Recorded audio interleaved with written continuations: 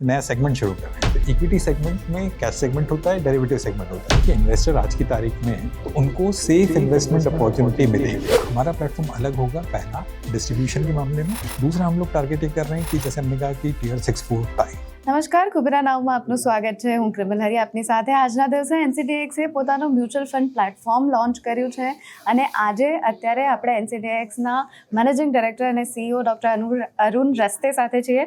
Sir, सबसे पहले तो congratulations and very very very warm wishes for the future. Thank you so much. एक broader picture की हम अगर बात करते हैं सर कि एनसीडीएक्स ज़्यादातर कमोडिटीज़ के लिए एक ही प्लेटफॉर्म है इंडिया में, राइट? तो अब म्यूचुअल फंड लाने के बाद आगे का क्या बिग शॉर्ट पिक्चर हम देख रहे हैं? नहीं, कमोडिटीज के लिए तो सभी प्लेटफॉर्म है. एग्री कमोडिटीज के लिए एक ही प्लेटफॉर्म है, ये कहीं है. और वो सबसे ज़्यादा गुजरात में या राजस्थान में या मध्य प्रदेश में है, सबसे ज़्यादा फेमस है. देखिए, जब से सेबी आया है तब से सभी चारों जितने एक्सचेंजेस हैं सबको स्टॉक एक्सचेंज कहा जाता है और इसलिए हमको भी स्टॉक एक्सचेंज की उपाधि मिली हुई है. अब हम शुरू कर रहे हैं कमोडिटीज़ के बाद इक्विटी का सेगमेंट, नया सेगमेंट शुरू कर रहे हैं. तो इक्विटी सेगमेंट में कैश सेगमेंट होता है, डेरिवेटिव सेगमेंट होता है. बट कैश सेगमेंट शुरू करने के पहले हमने कहा कि हम म्यूचुअल फंड का प्लेटफॉर्म अगर लॉन्च कर देते हैं तो it will be part of cash segment. इसलिए हम म्यूचुअल फंड इस वक्त लॉन्च करना चाह रहे हैं. पहले अभी म्यूचुअल फंड करेंगे, 6 महीने बाद इक्विटी कैश करेंगे और उसके बाद इक्विटी डेरिवेटिव्स करेंगे. ये हमारा प्लान है. Correct sir. नेक्स्ट क्वेश्चन उसके ही रिलेटेड पे कि हम जितने भी इन्वेस्टर्स की बात करते हैं या हम जो टारगेट ऑडियंस की हमारी बात कर रहे हैं, टायर 2 टायर 3 सिटीज़ की हम बात कर रहे हैं इक्विटीज़ के नाम पर, तो ये टारगेट हमारा कहाँ तक रहेगा और कौन कौन ज़्यादातर रहेंगे? तो हमारा टारगेट उल्टा शुरू होगा. हम मेट्रो से टियर 6 नहीं जा रहे हैं. Okay. हम लोग एक्चुअली टियर 6, 5, 4 में काम करते हैं. तो हमारा टारगेट 6 से 1 की तरफ आने का है, क्योंकि हमको किसान तो जानता है, हमको एफपीओस जानता है, हमको वेयर हाउस वाला जानता है. ये सब कहाँ है? टियर 6 में, टियर 5 में, टियर 4 में. वो ऊंचा में बैठे हुए हैं, ठीक है, वो राजकोट में बैठे हुए हैं. मुंबई वाले में कमोडिटीज करने वाले कम है. तो हमारा टारगेट उल्टा है, 6 से 1 में आने का है.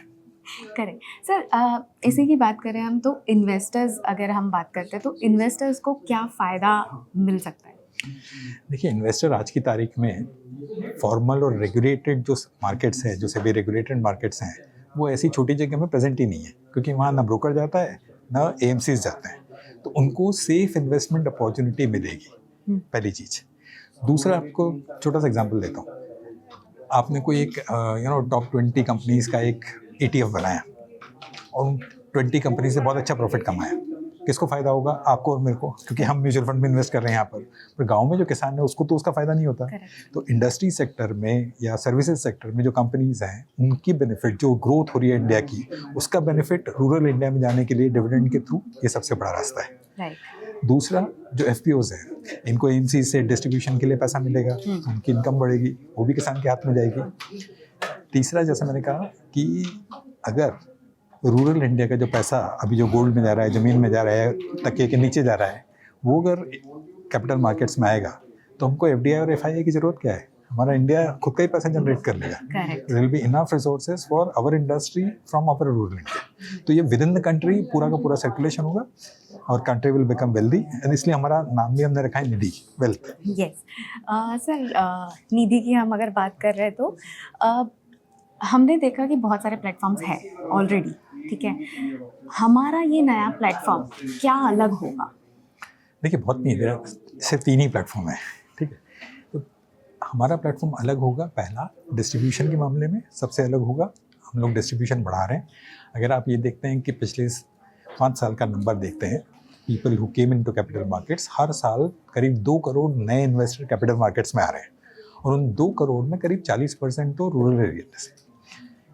तो हमारा टारगेट होगा.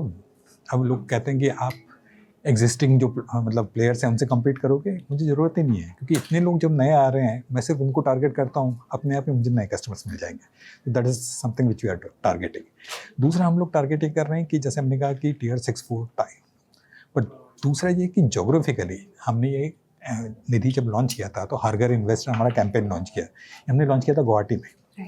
हमारा सेकेंड कैंपेन हमने शुरू किया केरला में, कोची से. ऐसी जगह जा रहे हैं जहाँ अभी तक ट्रेडिशनल म्यूचुअल फंड डिस्ट्रीब्यूशन वाले नहीं पहुँचे. Obviously that is different. तो हम लोग वाइड एक्सपांशन कर रहे हैं, रीच बढ़ा रहे हैं, नए इन्वेस्टर ला रहे हैं. और सर सबसे लास्ट, जैसे कि हम गुजरात से हैं, जैसे आपने कहा कि मैंने गुजराती नहीं पाती। नहीं पाती सर, फिर भी लास्ट सेंटेंस कुछ गुजरातियों के लिए, कुछ जो फार्मर्स वहाँ पे गुजरात में हैं, राजस्थान में हैं, उनके लिए आप क्या कहना चाहेंगे? મને ગુજરાતી નથી ફાવતી, પણ I want to thank the people in Gujarat so I can read છાપા. મને છાપા વાંચતા આવડે, પણ પ્રેક્ટિસ નથી બોલવાની, તો હું બોલવા માંડું ગુજરાતીઓને છું. Thank you guys. હા, ગુજરાતીને થેન્ક યુ કહેવું છે કે અત્યાર સુધી એનસીડીએક્સમાં તમે ઇન્વેસ્ટ કરો છો, અત્યાર સુધી એનસીડીએક્સ પર ટ્રસ્ટ છે તમારો, આ કમોડિટીઝ ઉપર છે. હવે ઇક્વિટીમાં ને મ્યુચ્યુઅલ ફંડમાં પણ લઈને આવો. લઈને આવો. Right sir, thank you so much for joining us. Thank you. Thank you sir.